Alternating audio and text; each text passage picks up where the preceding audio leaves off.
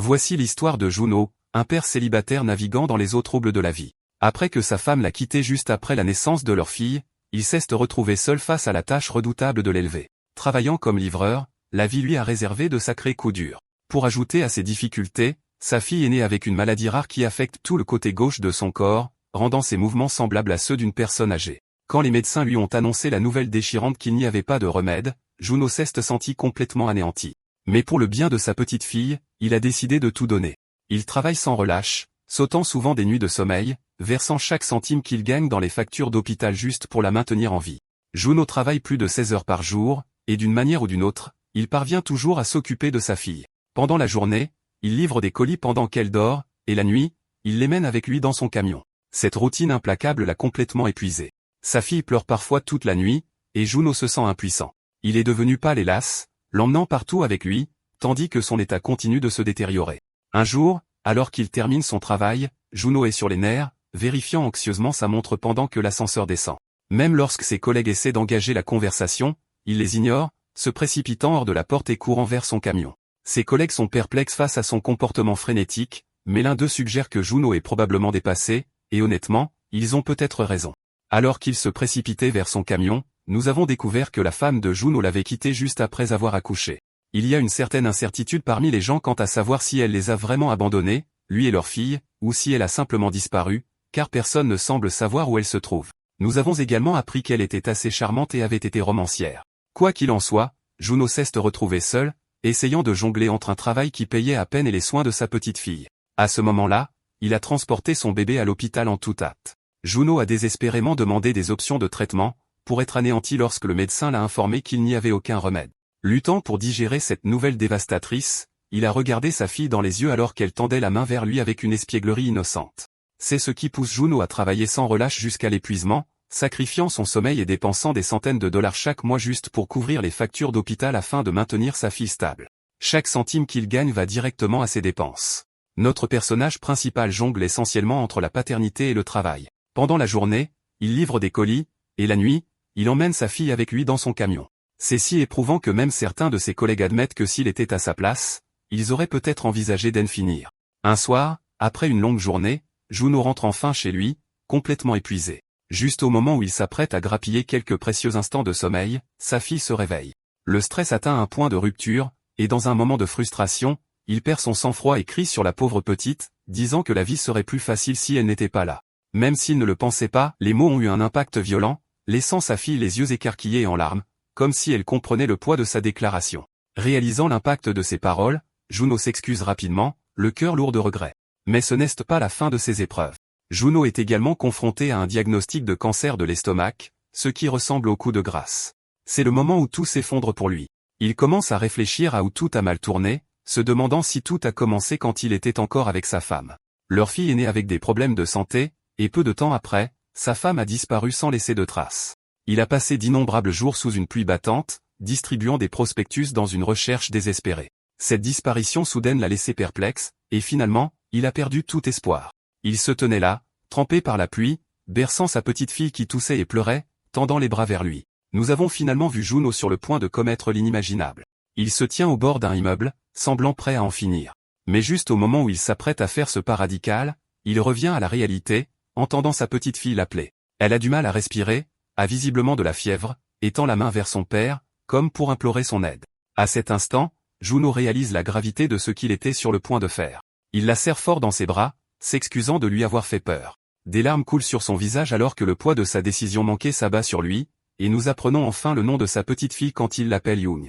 Après un moment, il décide de la ramener à l'intérieur pour la protéger de la pluie et du froid. Mais juste au moment où il semble que les choses ne peuvent pas empirer, un éclair frappe à proximité, faisant perdre l'équilibre à Juno. Comme ils se tenaient au bord d'un grand immeuble, ils basculent tous les deux. Pendant leur chute, Juno tend désespérément la main vers elle, l'appelant par son nom, mais il semble que rien ne puisse les sauver.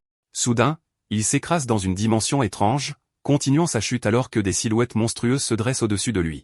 Juno a tendu la main vers sa petite fille une dernière fois, mais rien ne s'est passé. Avant qu'il ne s'en rende compte, il flottait dans un vide sombre et vide.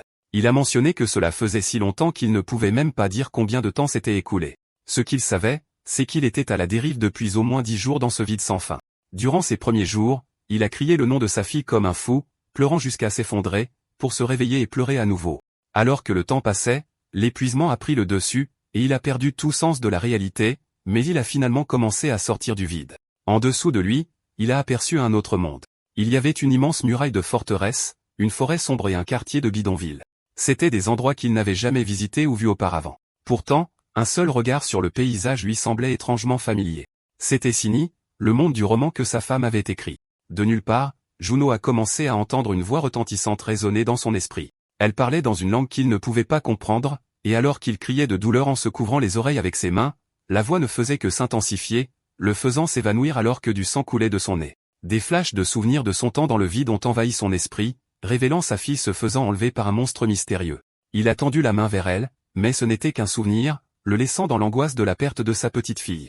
Il a appelé son nom, la suppliant désespérément de revenir, mais à cet instant, il a entendu la voix de sa femme lui dire qu'il n'aurait jamais dû venir dans ce monde, laissant Juno complètement abasourdi. Avant qu'il puisse comprendre ce qui se passait, il a recommencé à tomber. Alors qu'il chutait, Juno a réalisé que si c'était vraiment le monde du roman de sa femme, alors il était essentiellement tombé en enfer, car cet endroit grouillait de monstres vraiment terrifiants, ce qui me fait me demander quel genre d'inspiration sa femme a eu en écrivant une telle histoire.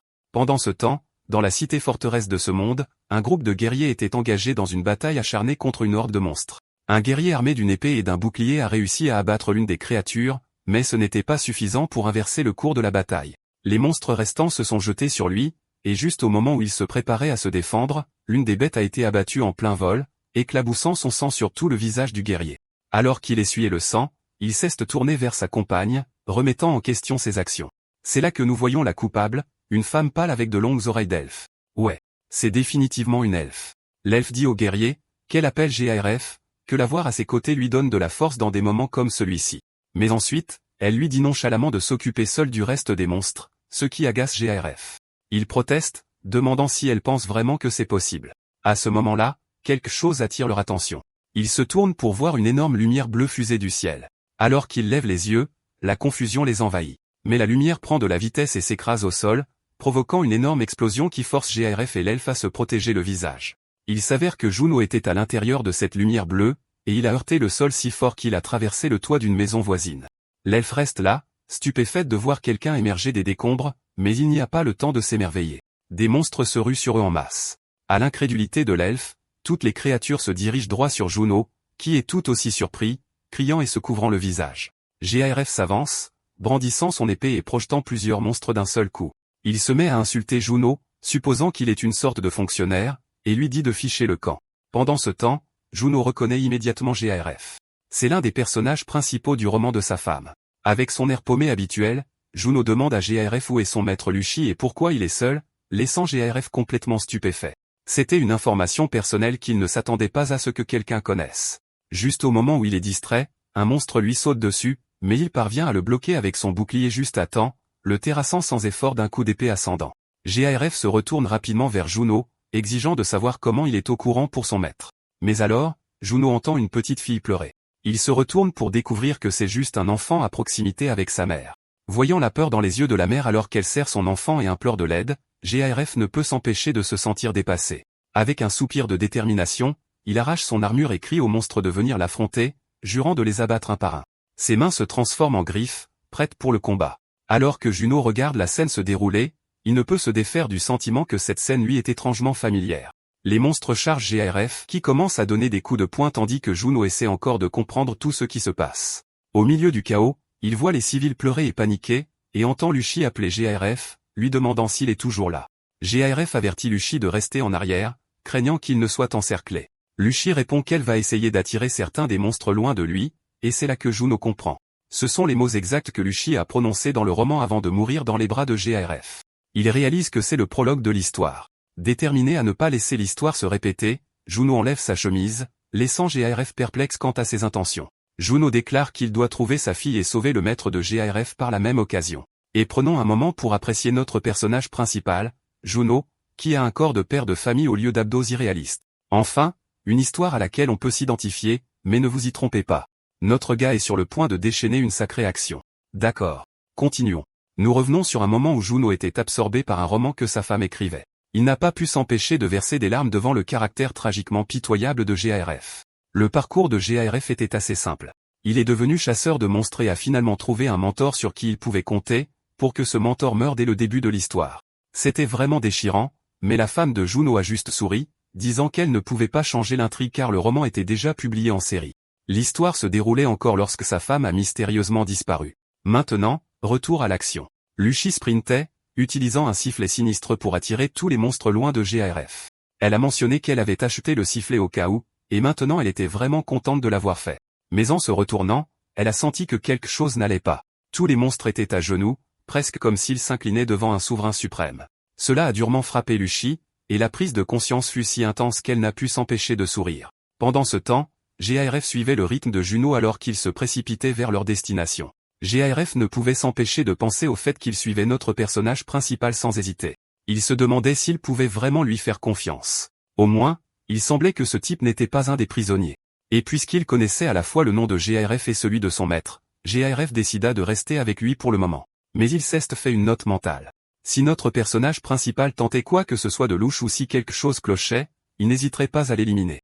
Assez vite, ils ont atteint l'endroit où se trouve Lucy, et sans perdre un instant, Lucy presse GARF de partir de là. GARF, essayant toujours de comprendre la situation, est confus quant à ce que Lucy veut dire. À ce moment-là, un monstre colossal frappe ses mains l'une contre l'autre comme s'il applaudissait, et une créature terrifiante mais impressionnante se dresse juste au-dessus de Lucy. Ce démon a une posture de main sinistre, presque comme une version tordue des infectés de The Last of Us.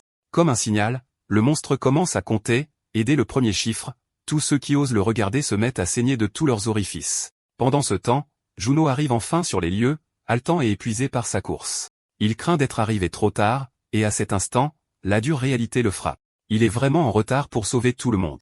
Lorsque le monstre atteint le compte de 2, d'étranges racines ou mains violettes commencent à émerger des corps de ceux qui le regardaient, y compris Lucy qui s'est déjà effondré. GARF se précipite à ses côtés, remarquant que Lucy semble être en meilleur état que les autres. Les racines violettes poussent principalement de son corps, pas de sa tête ou de sa bouche comme pour les autres. Cette prise de conscience frappe durement Juno. Tout se déroule exactement comme dans le roman. GARF essaie désespérément de sauver Lucy, lui criant de tenir bon, mais elle souffre tellement que les mots lui échappent.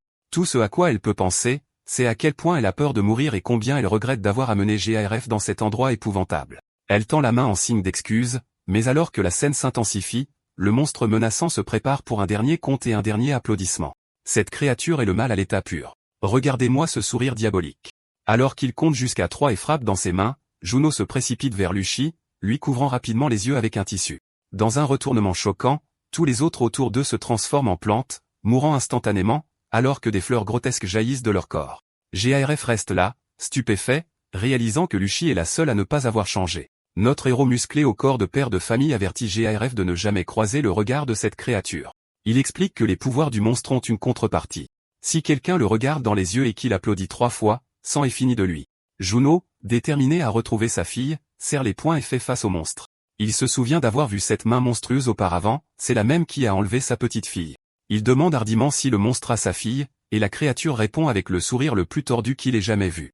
En prononçant le nom de sa fille, il la crache cruellement dans sa main énorme, la faisant ressembler à un minuscule gland en comparaison. Avec ce sourire sadique, comme s'il était prêt à dévorer l'enfant innocente, Juno est consumé par la rage. Soudain, GARF assène un puissant coup de poing au visage du monstre, prenant même Juno au dépourvu. La bête massive hurle de douleur et projette la pauvre Ayumi en l'air, semant la panique chez Juno. Miraculeusement, elle atterrit en toute sécurité dans les bras d'une femme au hasard. La femme l'enveloppe rapidement dans une couverture, mais son soulagement est de courte durée car le monstre charge sur elle, prétendant que Ayumi est sa fille. Cette créature est tellement obsédée par l'enfant qu'elle croit qu'elle lui appartient. La signification de cela deviendra claire une fois que l'histoire se dévoilera. Naturellement, GARF ne va pas laisser au monstre un instant de répit. Il lui assène rapidement un puissant coup de griffe au visage. Alors que GARF le dévisage, le monstre décide qu'il est temps de s'occuper d'abord de cet humain agaçant. Alors qu'il se regarde dans les yeux, il se prépare à déchaîner sa capacité d'applaudissement. Mais juste au moment où GARF fermait les yeux, il a compris que le monstre ne faisait que jouer avec lui. D'un coup de poing brutal au visage, il l'a envoyé voler, s'écrasant violemment au sol. L'impact fut d'une violence inouïe, faisant crier GARF de douleur. Le monstre le narguait, prétendant que la petite fille de Juno était sa fille, et il a tiré GARF plus près, répétant cette phrase sinistre encore et encore. Il a fixé GARF dans les yeux, appelant la fille de Juno par son nom et insistant sur le fait qu'elle lui appartenait. C'est là que nous avons enfin pu bien voir cette bête. Elle avait un corps de centaure, mais de manière cauchemardesque. Juno se souvint que le point faible de ce monstre était sa queue. À sa grande surprise, il a repéré une petite créature ressemblant à un renard niché à l'intérieur qui semblait être sa vraie forme. Avant que Juno puisse agir, le corps principal du monstre l'a aperçu. Alors qu'il grognait, Juno a soulevé un énorme rocher. Je dois dire qu'il avait l'air assez impressionnant. Mais juste au moment où il s'élançait pour écraser le monstre, celui-ci a esquivé son attaque avec une agilité surprenante. À cet instant, Juno a réalisé qu'il était dans de beaux draps. Un puissant coup de pied l'a envoyé voler, et le simple fait d'imaginer être frappé par une créature aussi colossale était ahurissant. Le bon côté, c'est que le monstre était sonné, confus quant à la façon dont Juno avait localisé son corps principal.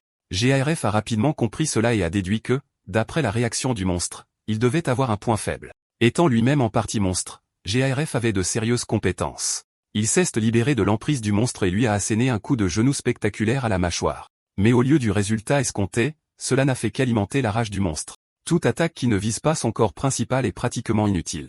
Alors que le monstre s'apprête à avaler GARF tout rond, il se contente de sourire et lui dit qu'il a déjà perdu. En un clin d'œil, il frappe un coup dévastateur aux pattes avant du monstre, le déséquilibrant. Il crie ensuite à notre personnage principal de porter le coup de grâce. Témoin de cela, notre super papa puise enfin dans son pouvoir. C'est un moment classique de père de famille. Il écrase le corps principal du monstre avec un rocher. Encore et encore, non seulement ce monstre, mais toutes les créatures voisines ressentent l'impact. On voit le corps principal du monstre commencer à se dissoudre, les yeux écarquillés de choc et d'incrédulité, tandis que Juno le foudroie du regard avec une haine pure, l'avertissant de ne plus jamais prononcer le nom de sa fille avec cette bouche immonde. Le monstre se désintègre complètement, laissant Juno debout, seul. Soudain, Juno réalise que le corps principal du monstre n'est pas encore mort. Il se met à rire, le prenant au dépourvu. Quand il demande ce qu'il y a de si drôle, le monstre déforme encore plus son expression et révèle qu'il connaît le secret de Juno, qu'il a tenté de tuer sa fille. Il rit de manière maniaque en répétant cette phrase comme une incantation, s'insinuant dans l'esprit de Juno, et il sait au fond de lui que le monstre a raison. Il a bien tenté de tuer sa fille. Avant que le monstre ne puisse creuser plus profondément, Luchi passe à l'action et lui fait sauter la tête avec son pistolet, laissant Juno sous le choc. Le monstre disparut, toutes les racines qui rampaient sur le corps de Luchi disparaissent, et elle insiste sur le fait que tout ce que le monstre a dit est un mensonge. Soudain, Juno entend sa petite fille pleurer et se précipite pour voir comment elle va. Ce qui suit est une scène qui semble tout droit sortie de l'attaque des Titans, rappelant l'enfant pendant le grand terrassement. Le bébé Ayum est passé de bras en bras dans la foule.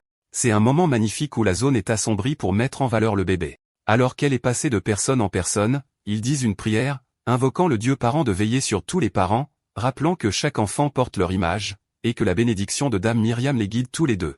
Ce n'est pas encore confirmé, mais j'ai l'intuition que la femme de Juno pourrait s'appeler Myriam. Et pour une raison que j'ignore, j'ai l'impression que lorsqu'elle a disparu, elle a atterri dans ce monde. Mais assez de théories. Finalement, Juno récupère sa fille. Il est un peu perplexe face au chant que la foule récite, mais ce n'est pas ce qui compte pour le moment. En regardant sa petite fille, il remarque que la maladie avec laquelle elle est née a complètement disparu. La moitié de son corps qui ressemblait autrefois à celui d'une vieille femme a disparu. Ce qui est encore plus touchant, c'est qu'elle reconnaît son père, attrapant ses doigts en jouant. Juno, déconcertée par ce miracle, touche doucement son visage là où se trouvait une énorme cicatrice, pour découvrir qu'elle a disparu. Témoin de ce moment émouvant, Luchi demande rapidement si c'est la fille que Juno cherchait si désespérément. Submergé par l'émotion, Juno fond en larmes, confirmant que c'est bien sa petite fille.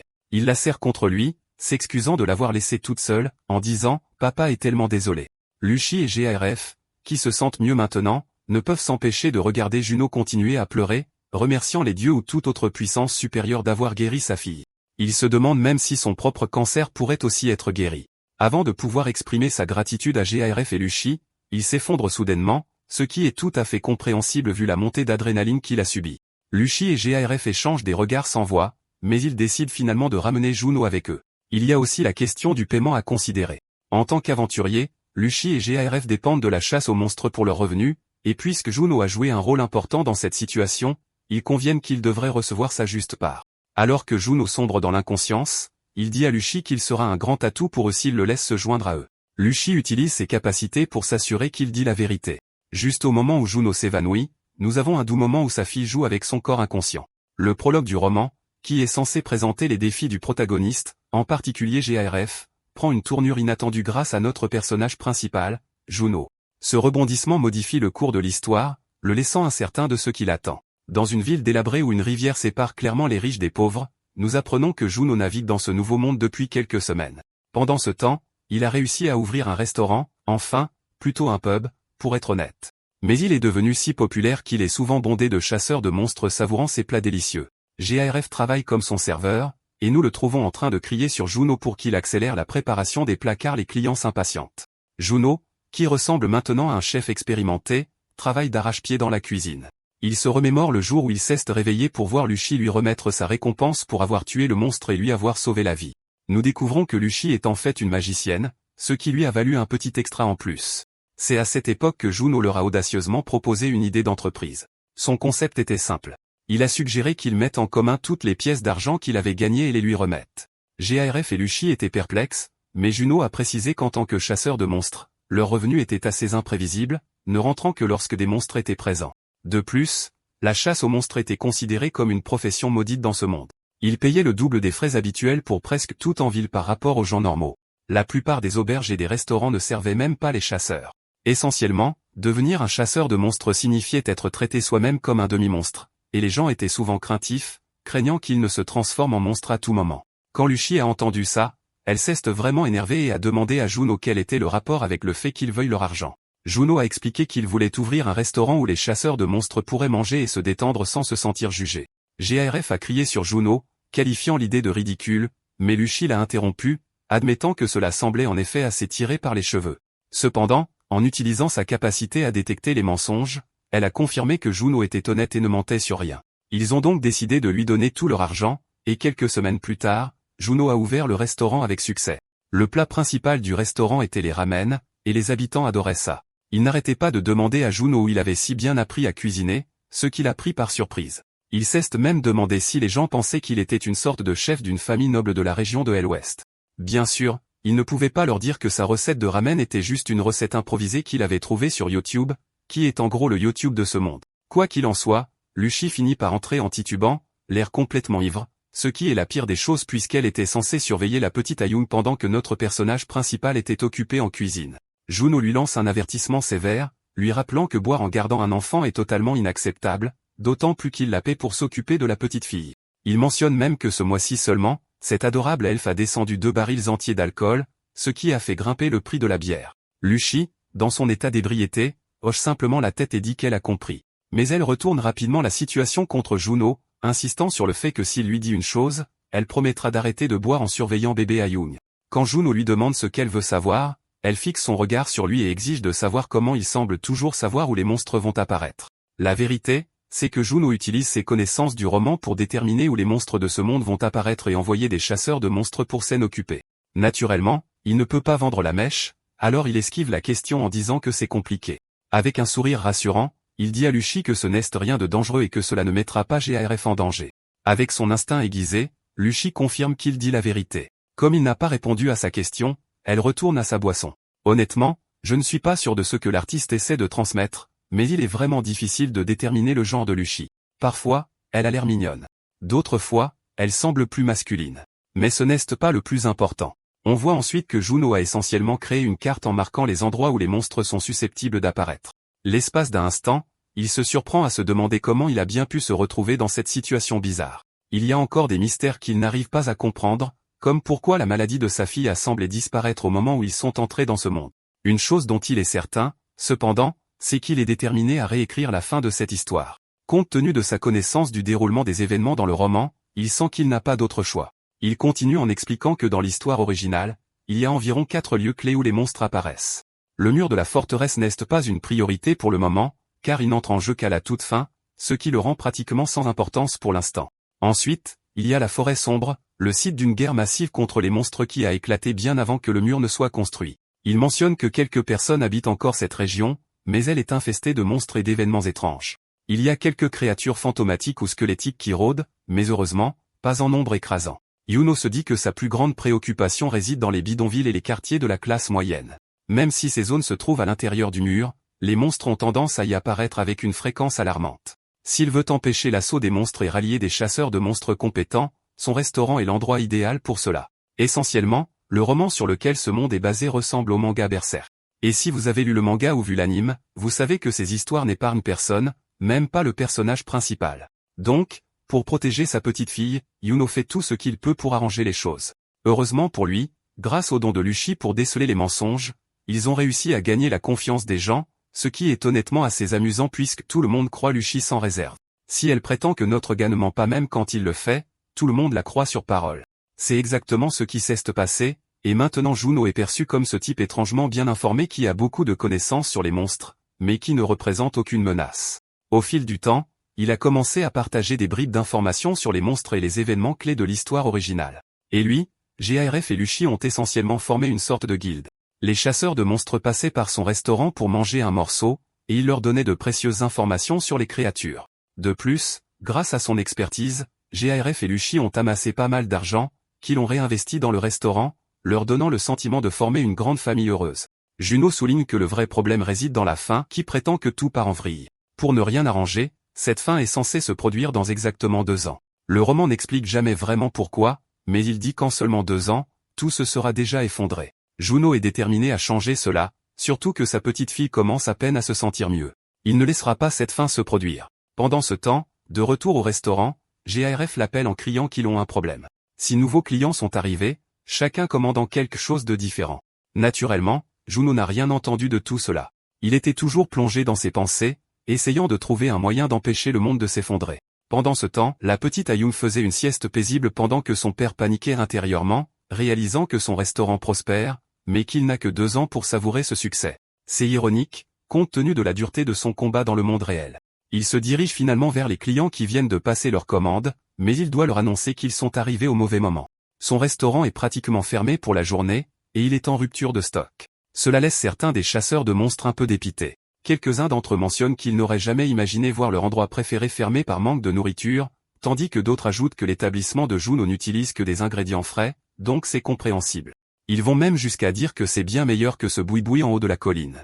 Alors qu'ils s'éloignent, Juno ne peut s'empêcher de se demander pourquoi son restaurant prospère. Lucy, éméchée, souligne l'évidence. Elle explique que puisque Juno sert de la nourriture et des boissons à des chasseurs de monstres comme eux, qui sont pratiquement bannis des autres restaurants, et qu'il ne les met pas dehors quand ils traînent trop longtemps, en plus il ne surfacture pas et leur offre même des boissons supplémentaires, ce n'est pas surprenant qu'il aime son établissement. Quoi qu'il en soit, GARF entraîne Lucy, déjà éméchée. Mais au moment où il le fait, elle devient soudainement sérieuse, comme si elle sentait que quelque chose n'allait pas à l'intérieur du restaurant. Quand GARF lui demande ce qui se passe, elle balaie la question d'un revers de main et fait au revoir à Ayung, redevenant son moi excentrique. Mais ensuite, redevenant sérieuse, elle dit à Juno qu'elle le verra bientôt, le laissant perplexe sur ce qu'elle veut dire. Ayung lui fait un signe de la main en retour, adorable comme toujours. Alors que Juno retourne à l'intérieur, il remarque un type effrayant qui traîne toujours près de la porte, semblant l'attendre. Ce salaud inquiétant est juste assis là, l'air de préparer un mauvais coup concernant notre petite fille, Ayung. Quand Juno repère enfin le type effrayant, il lui dit que le restaurant est fermé pour la journée, mais au lieu de partir, le type se contente de sourire de cette manière inquiétante, en disant qu'il le sait. Juno, sentant un frisson lui parcourir l'échine, se dirige vers l'arrière, laissant le type louche planté là comme s'il sortait d'un film d'horreur. Juno demande si le type est venu pour manger un morceau, et le type répond qu'il a entendu dire que cet endroit est assez célèbre. Curieux, Juno lui demande ce qu'il entend par célèbre et pourquoi exactement ce petit restaurant est connu. Le type effrayant se contente de sourire narquoisement et dit qu'il est célèbre pour servir de la nourriture aux chasseurs de monstres. Puis il éclate d'un rire maniaque, se demandant pourquoi Juno songerait même à servir ces chasseurs de monstres, ce qui est assez fou. Voyez-vous, les chasseurs de monstres sont eux-mêmes en partie des monstres, donc ils sont aussi considérés comme des monstres. S'ils perdent le contrôle de leurs émotions, ils peuvent se transformer en monstres à part entière. Quoi qu'il en soit, notre personnage principal, sentant que quelque chose cloche avec ce type, arbore un sourire gêné et demande s'il y a un problème à ce qu'ils servent de la nourriture aux chasseurs de monstres. Le type effrayant continue de rire, disant que les chasseurs de monstres ne sont que des monstres à moitié monstres qui ne se transforment jamais complètement. Il ajoute que ce n'est qu'une question de temps avant qu'ils ne le fassent. Et honnêtement, il n'a pas tort. Il y a eu de nombreux cas où des chasseurs de monstres se sont complètement transformés en monstres et ont commencé à faire des ravages. Donc, que quelqu'un non seulement accueille ces gens mais les nourrisse aussi, surtout avec une petite fille comme Ayung dans les parages, est complètement insensé. En entendant tout cela, notre personnage principal se contente d'un sourire gêné et change rapidement de sujet. Le type effrayant insiste sur le fait que ce n'était même pas la raison de sa visite. Il demande à notre protagoniste s'il est le propriétaire du restaurant, et avec un sourire encore plus effrayant, il mentionne qu'il a entendu dire que le propriétaire en sait beaucoup sur les monstres, ce qui laisse Juno complètement abasourdi. Il essaie de minimiser, disant que ce ne sont que des rumeurs et qu'il n'est qu'un humble cuisinier. Mais le type le contredit directement, affirmant que ce qu'il vient de dire est un pur non-sens. C'est à ce moment-là que Juno comprend enfin. Il commence à se demander si ce type effrayant ne serait pas en réalité un monstre déguisé. Juno explique qu'il y a essentiellement 3 types de monstres dans cette histoire.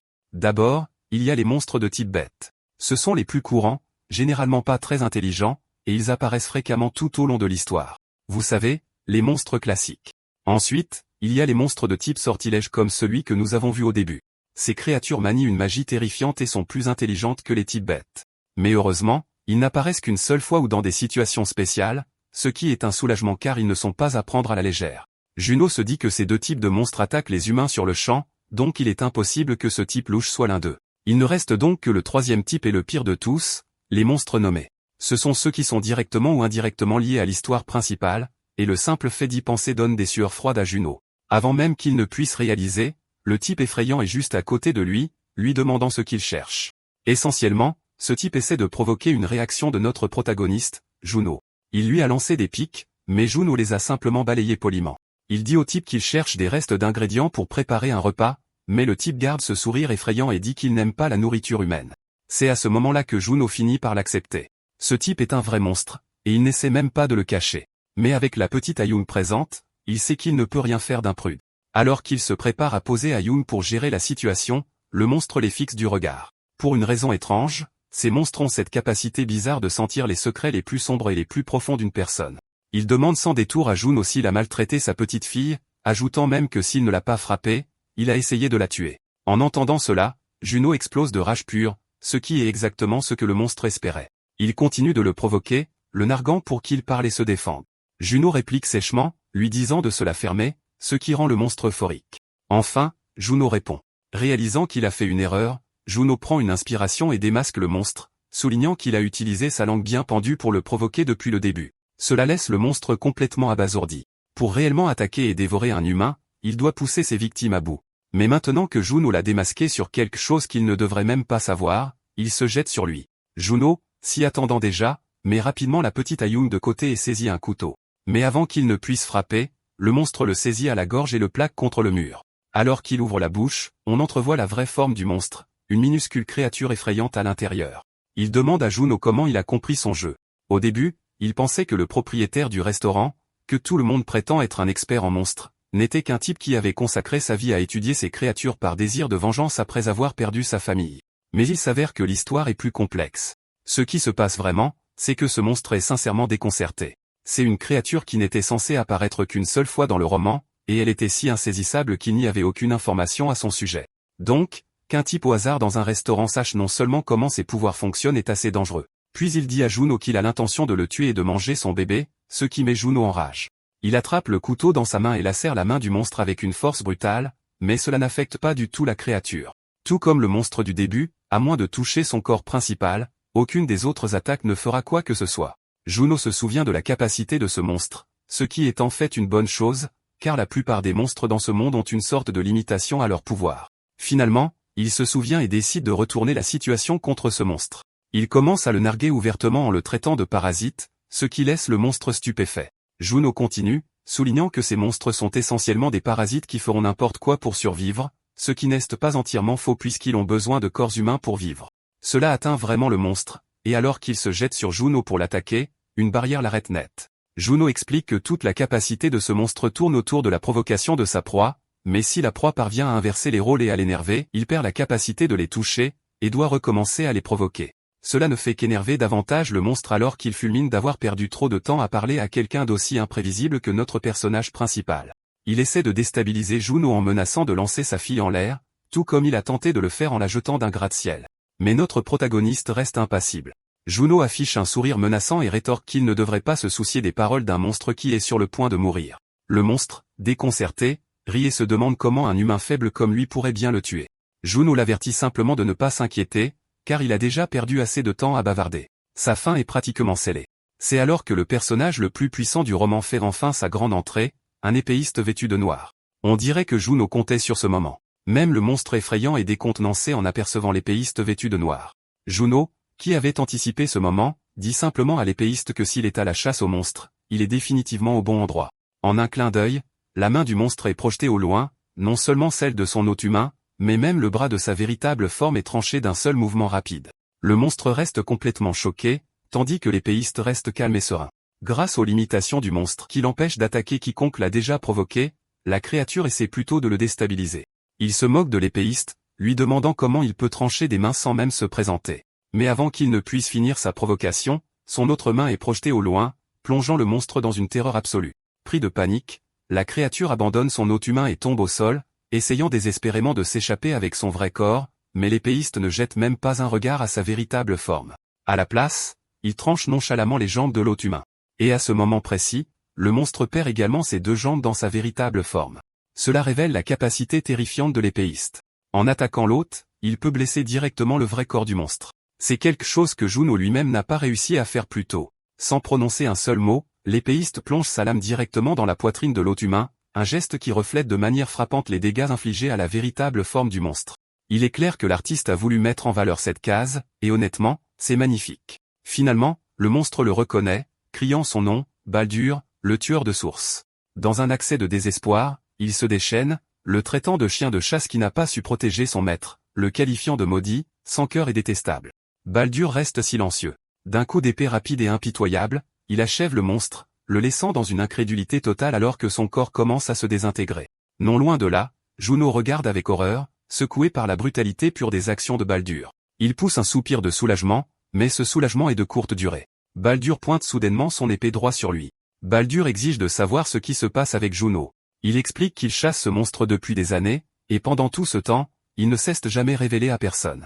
Alors pourquoi apparaîtrait-il soudainement devant un type au hasard? Même Juno admet que c'est étrange. Il explique que ce monstre particulier était censé faire son apparition au milieu de l'histoire, où il commencerait à tourmenter le protagoniste GARF. Juno dit à Baldur que la créature tourmente les gens depuis des années, et qu'il n'y a aucune raison particulière pour qu'elle ait choisi de lui apparaître. Avec un chasseur de monstres comme Baldur arrivant juste à temps, la menace a été neutralisée. C'est alors que Juno réalise qu'il a commis une grave erreur. Il vient d'appeler Baldur par son nom.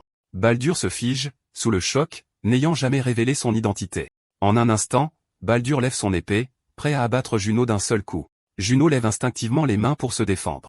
Mais avant que quoi que ce soit ne se produise, GARF et Luchi apparaissent soudainement, intervenant pour protéger Juno. Il s'avère que ces deux-là traînaient près de la porte depuis le début. Luchi prévient Baldur de baisser son épée s'il ne veut pas un gros trou de balle dans la tête. Elle lui demande s'il a perdu la tête, attaquant un humain sans raison comme ça. Baldur rétorque que Juno en sait beaucoup trop sur les monstres et sur lui, ce qui le rend vraiment suspect. Luchi réplique que Juno n'est qu'un type ordinaire qui se trouve connaître beaucoup de choses sur les monstres et qu'il n'est pas du tout une menace. Quand Baldur lui demande si elle pense vraiment qu'il va gober ça, Luchi explique qu'avec ses 4 yeux, elle peut savoir si quelqu'un ment, et Juno ne ment pas.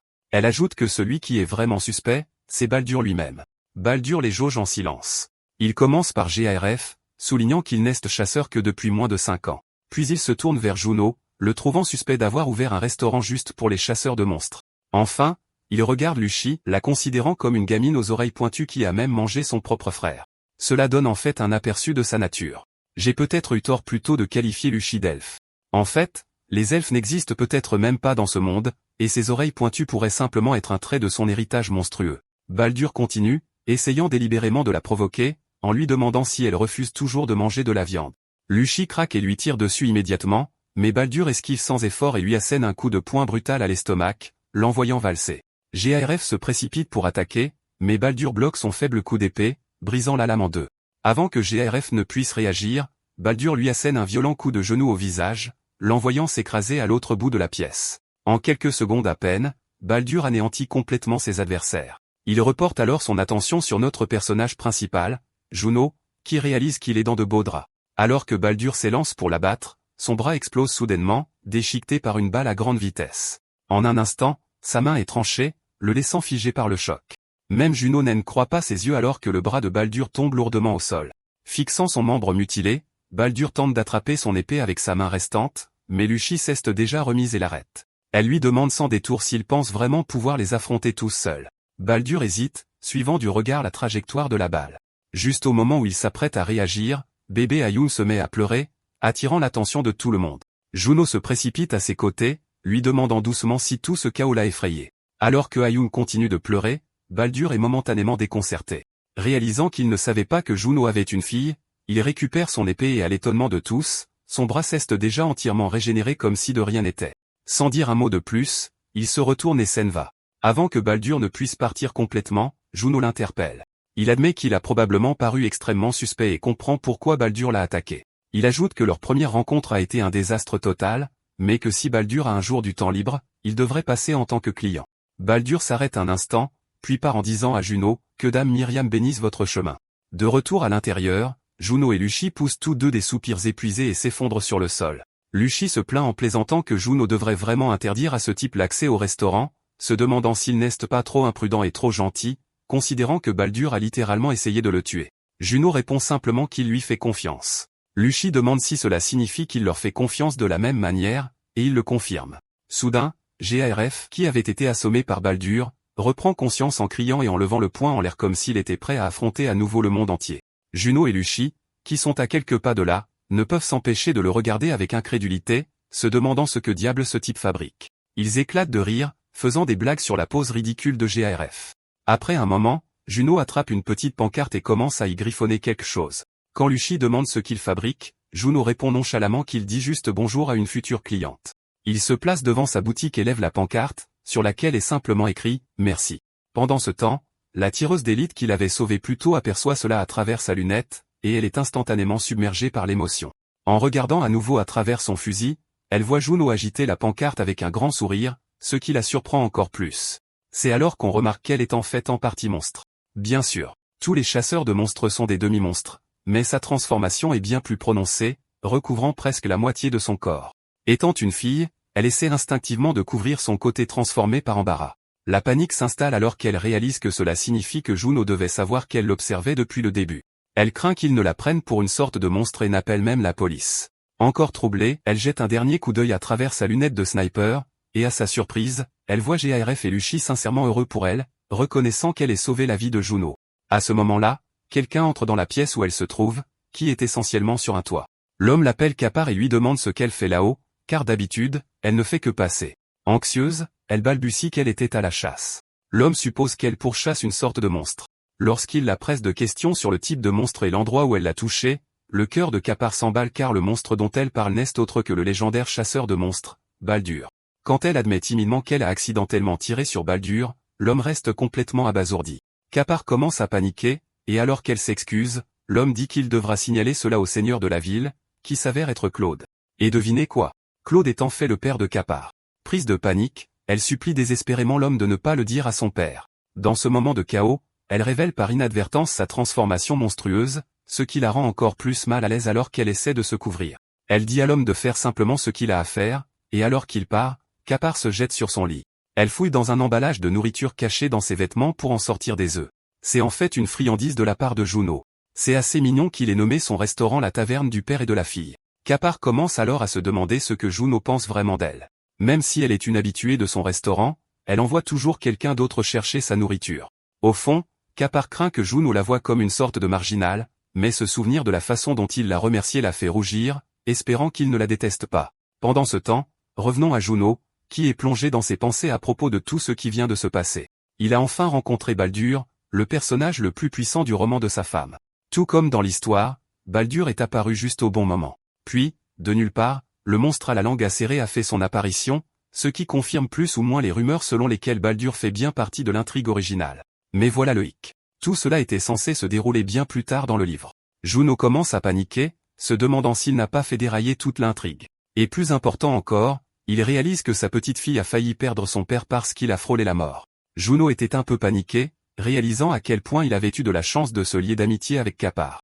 Dans l'histoire, elle était connue comme l'assassin One Hit Kill, mais elle n'était pas censée apparaître si tôt dans l'intrigue. Il a pensé que s'il n'avait pas rencontré par hasard l'un des gardes et fait bonne impression, il serait probablement mort alors qu'il est. Il s'avère que Juno s'était discrètement préparé pour ce moment, comme lorsqu'il a donné de la nourriture à l'un des gardes du manoir de Kapar en guise de geste amical. Mais en réalité, tout cela faisait partie de son plan astucieux pour se lier d'amitié avec elle. Devenant sérieux, Juno savait qu'il ne pouvait pas rester les bras croisés et laisser les choses se faire. S'il voulait plonger dans ce monde et interagir avec ses personnages, il devait passer à l'action. Il s'est dit que se contenter d'être amical et d'agir comme s'il était à sa place ne suffirait pas. Avec un croquis de Kapar en main, il a réalisé que puisque Baldur était déjà apparu à un moment qui ne correspondait pas à l'histoire originale, il ne pouvait plus se fier à l'intrigue. Il a donc décidé que la meilleure chose à faire était de recruter tous les personnages principaux du roman et de les garder près de lui. Le lendemain, Kapar essayait vraiment de résister à l'envie d'espionner Juno avec son fusil de sniper. Elle ne pouvait s'empêcher d'être curieuse de savoir ce qu'il faisait. En regardant à travers sa lunette, elle l'a aperçu en train de discuter avec des commerçants locaux. Kapar se dit que Juno était un sacré travailleur. Le voir créer des liens si facilement avec les habitants l'a amené à se demander comment il arrivait à si bien s'entendre, surtout avec des gens qu'il ne connaissait pas. En réalité, comme Kapar était un peu timide et que sa transformation monstrueuse avait envahi la majeure partie de son corps, c'était des choses qu'elle ne pouvait que rêver de faire. Mais elle a ensuite été surprise de voir Juno se diriger droit vers sa maison. Elle ne pouvait se défaire de sa curiosité sur ce qui se passait. Ce qui l'a vraiment stupéfaite, c'est de voir Juno entrer directement sans qu'un seul garde ne l'arrête. Kapar était complètement déconcerté. Après tout, son père était le seigneur de la ville, et leur maison était toujours sous haute sécurité, presque comme un poste de police. Alors, que quelqu'un entre comme si de rien n'était était carrément troublant. Avant même qu'elle ne puisse comprendre, Juno était déjà à sa porte, la rendant encore plus anxieuse. Alors qu'ils s'installaient pour discuter, Juno s'est présenté comme le propriétaire de la taverne du père et de la fille, l'endroit même que Kapar avait aidé la veille. Mais étant la fille timide qu'elle était, même une petite interaction avec Ayun la rendait nerveuse. Juno a soulevé son adorable fille vers Kapar, mentionnant que sa petite se souvenait de sa sauveuse, c'est pourquoi elle était si enjouée avec Kapar. Pendant ce temps, Kapar, essayant toujours de dissimuler les changements de son corps, a simplement demandé à Juno comment il avait réussi à entrer dans leur maison, considérant qu'il était censé y avoir des gardes à la porte. C'est alors que Juno a expliqué que ces gardes étaient des habitués de sa taverne, et quand il leur a dit qu'il voulait rencontrer Kapar, ils l'ont laissé entrer sans hésiter. Cela a vraiment souligné à quel point Juno était bien accepté dans ce monde, surtout parmi les chasseurs de monstres. Il a aussi mentionné que lorsqu'il a dit aux gardes qu'il voulait remercier Kapar pour ses efforts pour protéger la ville des monstres, tout le monde, y compris les gardes, était ravi. Essentiellement, la transformation de Kapar en monstre lui a donné des avantages uniques, lui permettant de repérer les menaces à distance. Elle était devenue comme une tour de guet pour la ville, identifiant les monstres avant même qu'ils ne puissent entrer et les abattant avec son sniper. Mais quand elle a entendu Juno la complimenter, elle a tellement rougi qu'elle a fini par se couvrir tout le visage de honte. Juno, sachant exactement quoi faire, lui dit qu'il lui a apporté quelque chose de spécial. Et quelle est la surprise? De la nourriture. Je ne suis pas tout à fait sûr si ce sont des œufs durs ou autre chose, mais Juno explique que puisque Kapar en commande généralement une tonne, ce doit être son plat préféré. Dès qu'elle le voit, Kapar s'illumine de joie, oubliant complètement sa gêne antérieure. Elle aime tellement la nourriture qu'elle en bave presque. Juno mentionne qu'il en a apporté une grande quantité et l'encourage à se servir. En prenant une bouchée, elle exprime sa gratitude, disant qu'elle l'apprécie vraiment car elle ne pouvait pas continuer à demander aux gardes de lui en chercher à chaque fois. Juno ne peut s'empêcher de sourire. Enfin, c'est plutôt un sourire en coin. Vraiment. Il est clair qu'il a conquis Kapar. Puis il mentionne nonchalamment qu'il a une petite faveur à lui demander. Nous n'entendons pas ce que c'est, mais à en juger par son air heureux, ça a dû bien se passer. Alors qu'ils partent, en regardant la tour de Kapar, nous remarquons qu'un nouveau drapeau a été ajouté. En y regardant de plus près, c'est le drapeau de la taverne du père et de la fille. Essentiellement, Juno fait la promotion de son nouveau service de livraison. Il est à la recherche de chasseurs de monstres puissants qui peuvent livrer des biens et de la nourriture. Même dans ce nouveau monde, il a toujours une passion pour son travail de livreur. Il explique que cela lui offre une publicité gratuite pour sa boutique, mettant en valeur son service de livraison. Le plan est d'utiliser ce service comme un moyen de se connecter avec des personnages puissants de l'histoire, pour finalement les recruter afin d'aider à protéger sa petite fille. Pour clarifier, cette vidéo n'est pas sponsorisée par eux, mais je suis un affilié. Si vous décidez d'essayer, utilisez le lien dans ma description m'aide à gagner une petite commission, ce qui soutient la chaîne sans frais supplémentaires pour vous. Ça vaut vraiment le coup d'œil. Maintenant, retour à l'histoire. Kapar a salué Juno avec un grand sourire, presque comme si elle cherchait des compliments sur son travail. Mais Juno n'a pas pu s'empêcher de soupirer. Le drapeau annonçant leur événement était accroché à l'envers. La tour où le drapeau était affiché était si haute que même les gens à l'extérieur de la ville pouvaient le voir. Baldur fut le premier à l'apercevoir de loin, mais avec la pancarte à l'envers, il ne pouvait y comprendre quoi que ce soit. Une jolie fille aux cheveux blancs a également remarqué le drapeau, et après avoir penché la tête, perplexe, tout ce qu'elle a pu déchiffrer, c'est que les chasseurs de monstres étaient les bienvenus à la taverne du père et de la fille. Le lendemain, le restaurant de Juno grouillait de clients. GARF était occupé à jongler avec ses tâches habituelles de serveur tandis que Lucie était fidèle à elle-même, chahutant avec les clients et se lançant même dans une bagarre ludique à la Tom et Jerry avec eux. J'adore les versions potelées. Pendant ce temps, en cuisine, O était débordé, essayant de préparer plusieurs plats à la fois, et il n'appréciait vraiment pas ça. Il avait l'impression de devenir fou, travaillant sans relâche alors que les bénéfices ne semblaient pas suivre. Peu de temps après, c'était l'heure de la pause. Et alors que tout le monde, Juno, sa petite fille, GARF, et même Lucie, prenaient une pause bien méritée, Juno n'a pas pu s'empêcher d'interpeller Lucie, lui rappelant qu'il était grand temps qu'elle commence à se bouger et à gagner de l'argent. Lucie, qui était comme d'habitude un peu éméchée, a répondu qu'elle avait rapporté de l'argent de la chasse aux monstres. Juno, un peu irrité, a souligné que c'était il y a une éternité, genre 6 mois. Le voyant s'énerver, Lucie a accepté d'aller gagner de l'argent, suggérant avec espièglerie qu'il n'avait qu'à lui dire où se trouvait le prochain monstre, et qu'elle s'en occuperait en un rien de temps. C'est amusant de voir comment ils utilisent les connaissances de Juno sur les monstres comme un GPS pour les traquer. Cela a fait réfléchir Juno. Des rapports de monstres apparaissant régulièrement continuaient d'arriver. Il s'est dit que ce n'était pas vraiment la faute de Lucie. Ce qu'il devait faire maintenant, c'était de se souvenir de la suite de l'histoire pour pouvoir lui donner un indice. Tout ce dont il pouvait se souvenir était la phrase de mauvais augure sur l'arrivée des cruels. Juno a réalisé que le principal problème était que même dans l'histoire, les monstres continuaient d'apparaître sans aucune raison claire quant à leur existence ou leur origine. Il s'est rassuré en se disant qu'au moins, s'en tenir à l'intrigue originale l'avait mené jusqu'ici. Mais maintenant que tout le récit était un désordre total, il n'avait aucune idée de ce qui allait suivre, ce qui était assez troublant. Alors qu'il était plongé dans ses pensées, on a frappé à la porte. Il s'est retourné pour renvoyer la personne, car ils étaient fermés pour la journée. Mais à sa grande surprise, c'était la même fille aux cheveux blancs que tout à l'heure. Il y a quelque chose dans le sourire de Juno qui me donne la chair de poule. Peut-être que je suis encore hanté par ce monstre souriant d'avant. Quoi qu'il en soit, la fille se présente comme étant Tyrna Ozan Marduna, la première fille de la maison Tyrna. Elle est plutôt mignonne en fait. Juno, cependant, est sous le choc, se demandant pourquoi une noble comme elle viendrait chez lui. Jouant les nobles, elle le traite de coursier. Honnêtement, vu comment Juno est habillée, je ne peux pas vraiment lui en vouloir pour ça. Il la corrige rapidement, disant qu'il est en fait le propriétaire, ce qui la laisse complètement déconcertée. Juno n'arrive pas à se défaire du sentiment qu'il n'a jamais vu un personnage comme elle dans le roman. Il se demande même si elle n'a pas confondu sa taverne avec une sorte d'agence de service. Bref, revenant à son côté enjoué, elle demande si c'est bien ici qu'on peut engager un chasseur de monstres, mais Juno n'est pas d'humeur. Il lui dit qu'ils font des livraisons et ne sont pas une agence, ajoutant qu'ils sont fermés pour le moment et qu'elle devrait revenir si elle veut manger. Après avoir été repoussée ainsi, la fille insiste pour qu'il accepte sa demande et promet de payer généreusement. Juno essaie d'expliquer qu'il n'accepte pas les missions pour l'argent, mais Lucie, sentant une occasion en or, le pousse à considérer la demande. Juno a fait remarquer que les demandes des nobles peuvent être un peu délicates, et il n'avait pas tort. Les nobles sont du genre à même demander à Juno de leur vendre sa petite fille. Même Lucie était d'accord, notant que les nobles semblent toujours demander les choses les plus ennuyeuses. Mais alors, il y a Marduna, la fille aux cheveux blancs, qui a tout entendu et a ajouté qu'elle paierait avec le trésor inestimable de sa famille. Cela a pris Lucie et Juno par surprise. Naturellement, la mention d'un trésor inestimable les a fait reconsidérer, et Juno a demandé à Lucie de confirmer si Marduna disait la vérité, ce que Lucie a fait. Un peu plus tard, ils se sont tous installés pour discuter, et Marduna a révélé que sa demande était de retrouver son ami. Elle a expliqué que son ami est un roturier de son âge, qui venait à leur domaine pour vendre des marchandises. Juno a demandé si elle connaissait son nom où il vivait. Marduna, un peu timide, a admis que son ami s'appelait Hans, mais qu'elle ne savait pas où il vivait. Lucie a fait remarquer que cela rendait la demande assez difficile, car il y a des tonnes de gens nommés Hans en ville. Marduna s'est excusée de ne pas avoir plus de détails, mais Lucie, sachant qu'elle avait un moyen sûr de retrouver ce Hans, a décidé de jouer le jeu. Elle a dit à Marduna qu'il pouvait quand même retrouver son ami, ce qui l'a surprise. Mais Lucie s'est penchée plus près, insistant pour qu'avant de continuer, Marduna leur montre ce trésor inestimable dont elle a parlé pour vraiment les motiver. Marduna, sentant la pression, a essayé d'expliquer qu'elle avait déjà dit qu'elle ne le leur donnerait qu'une fois le travail terminé. Mais Lucie, dans un style très persuasif, attrape les épaules de Marduna et commence à la faire culpabiliser, disant que son ami pourrait être dehors à trembler, blessé, ou même gelé de froid, ce qui touche vraiment la corde sensible de Marduna.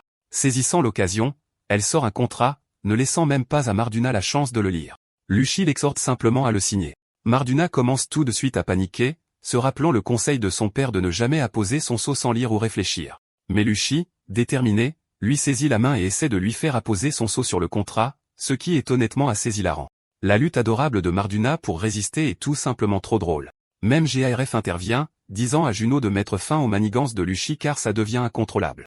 Mais Juno couvre simplement la bouche de GARF, appréciant clairement le chaos. Mais plus sérieusement, c'était une tactique nécessaire quand on a affaire à des nobles. Finalement, Marduna appose son sceau sur le contrat à contre-cœur. Après cela, Juno a décidé de fermer boutique pour la journée, laissant une pancarte indiquant qu'il était fermé pour des raisons personnelles. La scène se déplace chez Marduna, un vieux manoir en ruine, donnant l'impression d'une grande maison noble qui a connu des jours meilleurs. À l'intérieur, c'était tout aussi en désordre, comme si ça n'avait pas été nettoyé depuis des lustres. Juno et la bande étaient plutôt déçus. Ils avaient marché toute la journée pour arriver et n'ont été accueillis qu'avec un verre d'eau dans une tasse ébréchée. GARF ne pouvait plus retenir ses inquiétudes. Il s'est tourné vers Luchi et a demandé ce qui se passait. Marduna était une noble, mais pourtant elle ne pouvait même pas se payer un carrosse pour les emmener en haut de la montagne. GARF a même mis en doute l'existence du soi-disant trésor inestimable. Luchi, frustré, a expliqué que selon son pouvoir, Marduna ne mentait pas à propos du trésor. Mais alors qu'ils se chamaillaient, le trésor a finalement été révélé, et il s'est avéré être une pochette à l'aspect effrayant qui semblait faite de peau humaine. Rien qu'en voyant la scène, Juno, Luchi et GARF étaient tous déconcertés, Luchi exprimant son malaise dès le début. Ils ont tourné leur attention vers la timide Marduna, qui était déjà en larmes. Luchi a tenté de vider la pochette dans l'espoir de trouver quelque chose à l'intérieur, mais elle était complètement vide. Déçue, elle s'est pris la tête entre les mains et a demandé à Marduna si elle pensait que c'était une sorte de blague. Elle a souligné que cette pochette sinistre ne valait rien, ce qui n'a fait que faire pleurer Marduna plus fort, insistant sur le fait qu'elle ne mentait pas et que cette pochette était le bien le plus précieux de leur famille. Luchi a rétorqué que personne ne voudrait même acheter quelque chose comme ça. Ils auraient de la chance de trouver un collectionneur excentrique au goût douteux. C'est à ce moment-là que les sentiments de Marduna ont été vraiment blessés, et elle a demandé si cela signifiait qu'il n'allait pas l'aider à retrouver son ami Hans. Luchi a simplement tendu la pochette à Juno, suggérant qu'il passe à autre chose car cela semblait être une perte de temps. Mais Juno, étant le père attentionné et compréhensif qu'il est, ne pouvait ignorer la tristesse de Marduna. Il s'est levé et s'est approché d'elle. Luchi lui a rappelé que même s'il était un type bien, accepter une telle demande n'était pas judicieux. Mais Juno a répondu que Marduna était clairement bouleversée et désespérée de retrouver son ami. De plus, la petite Ayung s'était attachée à elle. L'adorable petite Ayung a tendu la main vers Marduna pour essayer de la réconforter, ce qui a fait sourire Marduna qui a promis de ne plus pleurer. J'adore vraiment cette série. Pendant ce temps, Juno, tenant toujours la pochette, a dit qu'il pourrait trouver un acheteur s'il cherchait bien. À ce moment-là, quelque chose est tombé de la pochette effrayante, une tasse de nouilles, comme celle qu'on trouve dans un 7-Eleven au Japon. En fixant la tasse de nouilles, Juno était incrédule, se demandant comment quelque chose de la Terre avait pu atterrir là, et c'est ainsi qu'il avait découvert un autre avantage de cet autre monde. GARF et Luchi ont fixé la tasse de nouilles, complètement perplexes face à ce qu'ils voyaient. Pendant ce temps, Juno ne pouvait s'empêcher d'exprimer sa confusion, se demandant à voix haute comment une chose pareille avait pu se retrouver devant eux. Cela a poussé GARF et Luchi à lui sauter dessus, l'exhortant à se dépêcher de sortir autre chose. Mais au lieu de cela, Juno s'est tournée vers Marduna, lui demandant comment tout cela était arrivé. Marduna a raconté qu'elle avait un jour entendu une conversation sur la pochette, mais elle n'avait jamais pensé que c'était vrai. Quand Juno l'a pressée de donner des détails, elle a expliqué qu'il était dit que si quelqu'un béni par un dieu étranger saisissait la pochette, elle lui donnerait quelque chose qu'il avait déjà touché, en accord avec ses véritables désirs. Donc, si Juno attrapait la pochette et pensait à son camion, il pourrait apparaître comme par magie, ce qui serait assez incroyable. Juno était incrédule car il ne se souvenait d'aucun objet de ce genre dans le roman original. Mais Luchi, en entendant cela, a immédiatement sauté sur Marduna, demandant si cela signifiait que la pochette pouvait faire apparaître des pièces d'argent. Cette fille était vraiment obsédée par l'argent. Connaissant la valeur potentielle de la pochette, Juno a assuré à Marduna qu'il l'aiderait à retrouver son ami, ce qui l'a fait rayonner de bonheur. Alors que Luchi commençait son rituel, elle rêvassait encore à la pluie de pièces d'argent qui tomberaient sur elle une fois la tâche accomplie. Devant elle se trouvait une poupée d'argile, et tout le monde était curieux de savoir ce qu'elle comptait en faire. Luchi s'est tourné vers Juno et lui a demandé s'il comprenait comment fonctionnait son pouvoir. Juno a hoché la tête, expliquant que Luchi pouvait voir les vérités et les mensonges représentés par des couleurs. Luchi a acquiescé, ajoutant qu'il lui faut du temps pour déterminer si les réponses qu'elle reçoit sont authentiques. Cependant, s'il pouvait créer une cible à qui poser n'importe quelle question, cela changerait complètement la donne. Juno est intervenue, disant que cette approche leur permettrait de discerner la vérité du mensonge sans avoir à demander directement.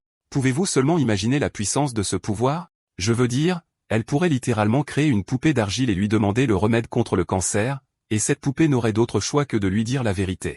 C'est comme marcher sur la fine ligne entre la vérité et la tromperie. Mais GARF leur a rappelé que l'utilisation de ce pouvoir a un lourd impact sur le corps de Luchi. Si ça s'aggrave, cela pourrait accélérer sa transformation en monstre, ce qui est une réelle préoccupation car cette technique pousse sa forme monstrueuse à ses limites. Ses griffes sortent et ses oreilles changent alors qu'elle ordonne à la poupée d'argile de lui obéir et de répondre à toutes ses questions.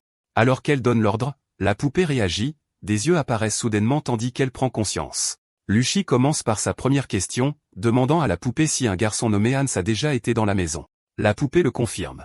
Puis elle passe à sa deuxième question, demandant si Hans est vraiment l'ami de Marduna, et à nouveau, la poupée confirme. Ensuite, elle demande si Hans est loin d'où il se trouve, ce à quoi la poupée répond non. Finalement, elle demande si Hans est toujours en vie, mais cette fois, la poupée reste silencieuse. Se sentant anxieuse, Luchi presse la poupée de répondre. Hans est-il toujours en vie? Après un instant, la poupée répond enfin par un oui. Mais la couleur des mots est de mauvais augure, faisant réaliser à Lucy que quelque chose ne va pas. Elle attrape rapidement son pistolet. Juno, remarquant son changement soudain, a demandé ce qui n'allait pas. Mais Lucy, maintenant très sérieuse, a répliqué avec une dernière question pour la poupée. Hans s'était-il transformé en monstre, et était-il là avec eux? Le rire de la poupée résonna de manière menaçante alors qu'elle confirmait la vérité. Hans était bien là. Paniqué, Lucy s'est tournée vers GARF et Juno, leur ordonnant de fermer la porte de toute urgence. Mais avant qu'ils ne puissent réagir, le monstre a traversé le mur en se jetant sur Lucy. Heureusement, GARF a été plus rapide. Il s'est précipité devant elle, interceptant l'attaque juste à temps. Marduna, témoin de ce chaos, fut frappé d'horreur en entendant la voix de Hans l'appeler. Son corps s'était transformé en un monstre grotesque, et le voir ainsi lui brisa le cœur. Alors que la créature consumait entièrement Hans, le frappant même et lui disant de se taire, Marduna était paralysé par la peur. Finalement, le monstre s'est révélé, une figure grotesque avec un visage humain et un corps d'araignée, son visage rappelant celui d'un vieil homme. Il a commencé à jouer avec les sentiments de Marduna, l'accusant d'être responsable de tout cela, tandis qu'elle prenait les paroles de la créature pour celles de Hans. Elle ne pouvait que pleurer en l'appelant. Réalisant que la situation devenait incontrôlable, Lucy s'est tournée vers Marduna pour obtenir son avis. Une fois que quelqu'un se transforme en un tel monstre, la seule option qui reste est de le tuer. Le monstre, entendant cela, devint encore plus dérangé, montrant les dents de fureur et blâmant Marduna pour tout. Chaque rêve et avenir qu'elle avait promis à Hans n'était plus qu'une blague cruelle. En entendant cela, surtout en sachant que son ami s'était retrouvé dans ce pétrin à cause d'elle, Marduna se sentit complètement anéanti. Tout comme avec le monstre effrayant d'avant, celui-ci ouvrit la bouche, prêt à dévorer Marduna, qui était déjà émotionnellement brisé. Mais alors Juno est passé à l'action, sortant une bombe de pesticides de sa pochette et la pulvérisant sur le monstre araignée. À la surprise de tous, cela a fonctionné. La peau du monstre a commencé à grésiller, et il a hurlé d'agonie en se roulant par terre. Lucy et GARF étaient complètement perplexes face aux actions de Juno. Il s'avança, exhortant Marduna à ne pas écouter le monstre. Il a expliqué que des créatures comme celle-ci racontent toujours n'importe quoi, exploitant la gentillesse des autres tout en rejetant la faute sur tout le monde. Essuyant ses larmes, Marduna se tourna vers Juno et les autres, les suppliant de sauver son ami. Juno a souri de manière rassurante, mais en se retournant, il a remarqué que GARF et Lucy passaient déjà à l'action. Lucy lui a crié de lancer la bombe qu'il avait utilisée sur le monstre plus tôt, le pesticide. Sans hésitation, Juno s'est préparé à la lancer, leur rappelant d'être prudent et de bien l'attraper. Alors qu'il la lançait, GARF n'a pas attendu qu'elle touche le sol. Il a envoyé le pesticide voler vers Lucy. La bombe était à quelques centimètres de la tête du monstre, le prenant au dépourvu car aucun d'entre eux ne comprenait vraiment ce qui se passait. Mais Lucy, l'air toujours aussi cool, a attrapé son pistolet et l'a pointé vers le pesticide.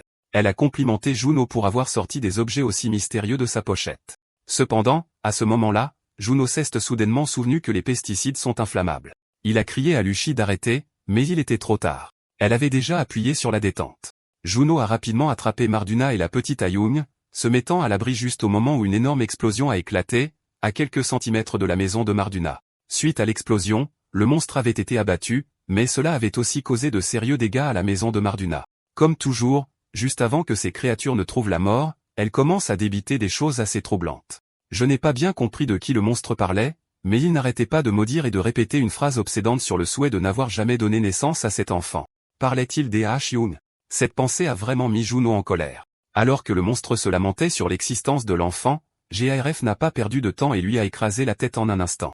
La fureur dans les actions de GARF laissait entrevoir quelque chose de plus profond dans son passé. Même Lucy, le maître de GARF, pouvait sentir le poids de tout cela en le regardant écraser sans relâche la tête du monstre jusqu'à ce qu'il n'en reste rien. Marduna s'avança, des larmes coulant sur son visage alors qu'elle contemplait l'angoisse de son ami. Hans a tendu la main, prenant celle de Marduna dans les siennes, et lui offrant des cristaux lumineux qui ressemblaient à des larmes. C'était un moment déchirant, Marduna sanglotant tandis que Hans réussissait un sourire doux amer, faisant ses adieux à son ami. Il a exprimé sa gratitude pour sa recherche, et dans ses bras, il s'est éteint, laissant Marduna en larmes. Peu de temps après, il était temps de se dire adieu. Leur mission accomplie, Juno et les autres se préparaient à repartir. Marduna leur a exprimé sa gratitude pour leur aide à retrouver son ami. Juno, remarquant sa surprise, lui a demandé si elle avait un endroit où loger, ce qui l'a prise au dépourvu. Marduna est un de ces personnages qui rayonnent d'innocence et de charme. Même Lucy et GARF ont commencé à chuchoter, soulignant à quel point elle ressemblait à Juno dans sa naïveté, ce qui l'a fait rougir. Juno lui a tendu la main, invitant Marduna à se joindre à eux et à travailler à la taverne. Cependant, toujours en rougissant, elle a poliment décliné, mentionnant qu'elle avait un endroit où loger, en désignant son manoir. Mais à ce moment-là, elle est restée sous le choc en voyant toute la maison s'effondrer juste sous ses yeux. Honnêtement, c'était un miracle que la maison ait tenu si longtemps. Quelques jours plus tard, Juno a officiellement changé l'enseigne de son restaurant pour indiquer que c'était désormais la taverne Père-Fille. Les chasseurs de monstres étaient les bienvenus, mais pas d'ardoises, et les clients pouvaient même être servis par une noble. Marduna avait officiellement rejoint l'équipe de Juno en tant que serveuse, et les clients l'adoraient, faisant travailler la pauvre fille jusqu'à l'épuisement. On pouvait l'entendre courir partout, mais vu sa mignonnerie, il ne pouvait s'empêcher de la taquiner. Même Lucy s'est jointe à la fête, poussant Marduna à crier qu'elle était une noble. J'adore cette scène, surtout la petite Ayung, qui se détendait tranquillement derrière Marduna, suivant le mouvement. Les clients ne pouvaient s'empêcher de rire de voir à quel point Marduna et Ayung étaient mignonnes quand elles s'énervaient, disant que c'était exactement pour ça qu'ils venaient au restaurant tous les jours. Et honnêtement, ils n'avaient pas tort. Marduna est tout simplement trop adorable. Quoi qu'il en soit, l'humeur de Lucy change du tout au tout quand elle aperçoit Baldur assis en face d'elle. Elle lui lance un regard noir, demandant ce qu'il fait dans le restaurant, à part gâcher sa journée. Mais il s'avère que Baldur est complètement captivé par la mignonnerie d'A-Hyung, la fixant tout le temps. Marduna, remarquant cela, demande rapidement pourquoi Baldur ne mange pas son repas car les nouilles ramollissent, mais Baldur ne répond même pas. Il garde simplement son regard fixé sur la petite Ayung. Marduna, un peu anxieuse, se demande s'il y a un problème avec la nourriture, mais une fois de plus, Baldur reste silencieux, ce qui fait paniquer Marduna. À ce moment-là, Ayung tend la main vers Baldur comme si elle voulait jouer, et pour la première fois, Baldur esquisse un petit sourire alors qu'elle tend sa main de manière enjouée. Marduna, voyant cela, tend l'adorable Ayung à Baldur, presque comme si elle agitait un poisson devant lui. D'un autre côté, Lucy n'est pas du tout contente. Elle ne peut s'empêcher de râler sur le fait que Baldur traîne autant au restaurant ces derniers temps. GARF souligne que Baldur vient depuis une semaine entière, alors pourquoi toute cette haine de la part de Lucy? Après tout, Baldur est un chasseur comme eux, et GARF ne comprend pas pourquoi Lucy semble le mépriser à ce point. Lucy explique que, pour faire simple, Baldur est le pire professeur qu'elle ait jamais eu. Non seulement ça, mais c'est aussi le pire père et un terrible ex-petit ami. GARF, logiquement confus, trouve ça fou d'entendre père et petit ami dans la même phrase. Lucy clarifie que Baldur est plutôt son tuteur, car il l'a recueillie quand elle n'était qu'une enfant et l'a élevée. Ils ont vécu ensemble, pris leur bain ensemble, et c'est lui qui lui a appris à chasser les monstres. Ouais, ça devient un peu glauque, les amis. Même GARF trouve tout cela très étrange. Ex-petit ami, bain partagé. Vivre ensemble, ça ne colle pas. Pour rendre les choses encore plus déroutantes, GARF demande quel âge a vraiment Baldur, et Lucy admet qu'elle n'a aucune idée car il a exactement la même apparence que quand elle était enfant. Sortie de nulle part, Lucy attrape le visage de GARF et insiste pour qu'il prenne vraiment cela à cœur. Elle lui dit qu'elle partage ça parce qu'elle sait qu'il trouvera une partenaire un jour, mais qu'il ne devra jamais mal la traiter. Blesser quelqu'un au cœur tendre peut laisser des cicatrices qui durent toute une vie.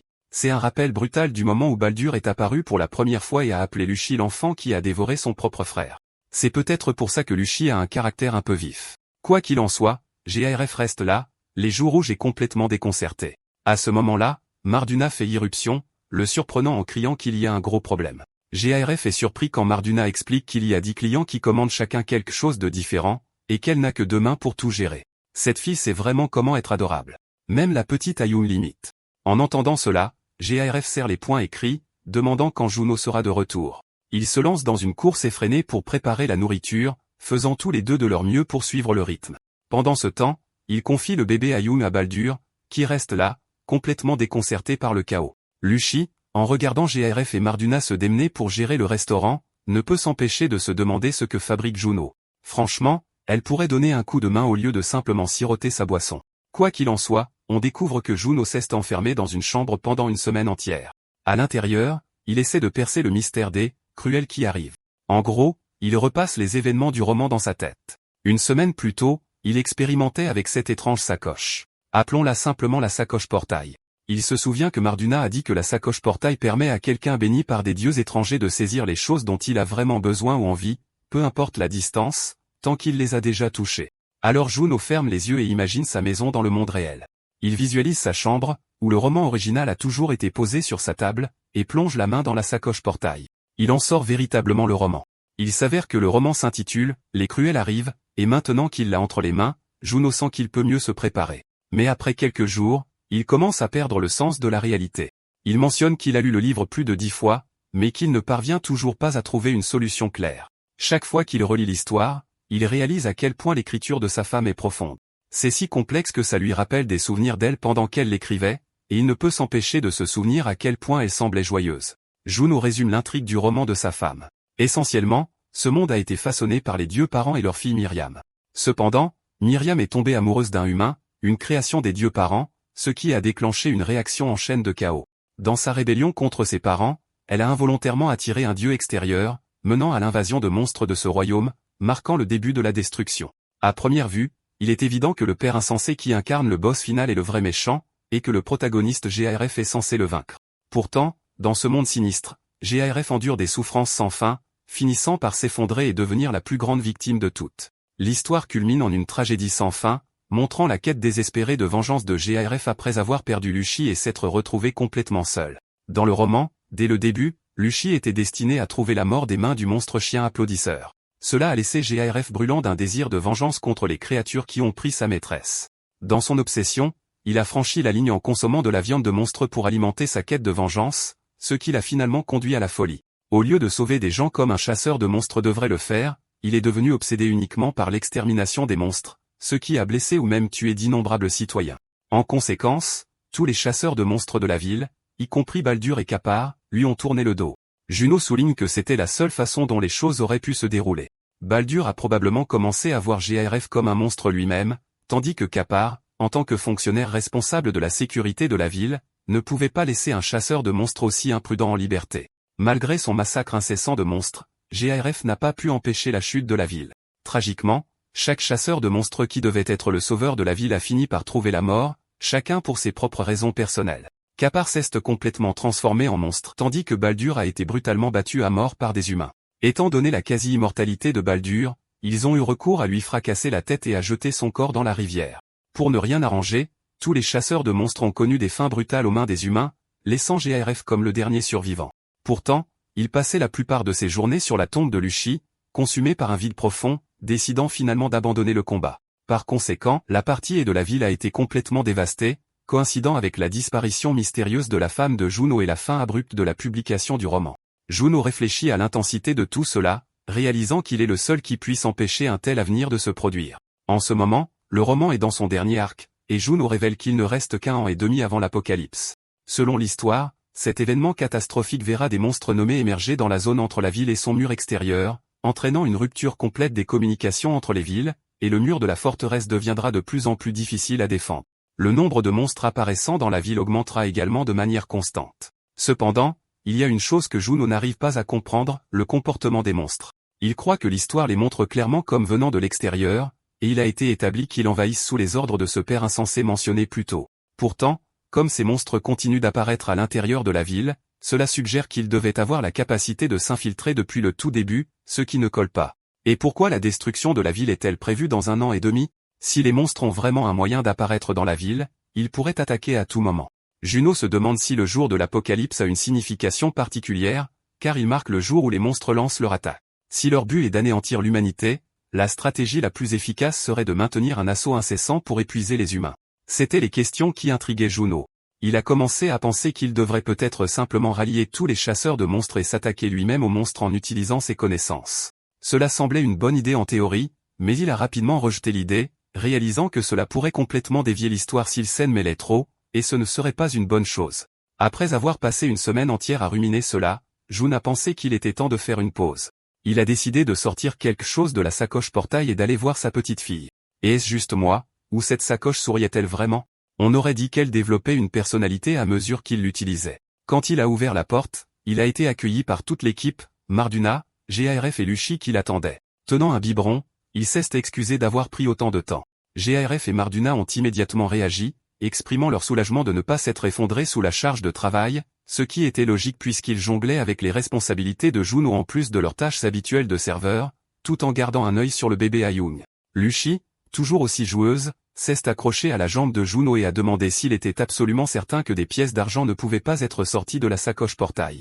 Cette femme a un sérieux amour pour l'argent. Juno a expliqué que bien qu'il ne puisse pas sortir de pièces d'argent, il avait trouvé un moyen d'en gagner en utilisant la sacoche portail en attendant. Dès qu'ils ont entendu cela, GARF et Lucy se sont illuminés d'excitation, impatients de savoir si Juno avait découvert quelque chose d'important. Lucy était pratiquement rayonnante à cette pensée. Quoi qu'il en soit, Juno a tourné son attention vers sa petite fille, qui était toujours dans les bras de Baldur. Voyant comme elle s'entendait bien avec Baldur, sans pleurs, suçant joyeusement sa petite tétine, Juno n'a pas pu s'empêcher de demander à Baldur s'il envisagerait de faire équipe avec lui pour créer un monde où sa petite fille pourrait vivre en paix et grandir heureuse. Baldur parut un peu surpris, remarquant que Juno est un type plutôt particulier. Il possède une quantité de connaissances étonnantes, ce qui n'est pas forcément une mauvaise chose. Cependant, quand Lucy entend que Juno veut collaborer avec Baldur, elle se met immédiatement en colère. Avant qu'elle ne perde complètement son sang-froid, GARF intervient, ayant anticipé sa réaction, et essaie de calmer les choses en disant à Juno que Lucy et Baldur ne sont pas vraiment le meilleur duo. Mais il est trop tard. Lucy le bouscule et attrape déjà son arme, menaçant de semer le chaos si Juno décide de travailler avec Baldur. J'adore ces moments charmants. L'artiste derrière cette histoire glisse souvent de petits détails. Prenez Marduna, par exemple. Que fait-elle en jetant un coup d'œil derrière Juno? Pourtant, Juno se contente de sourire.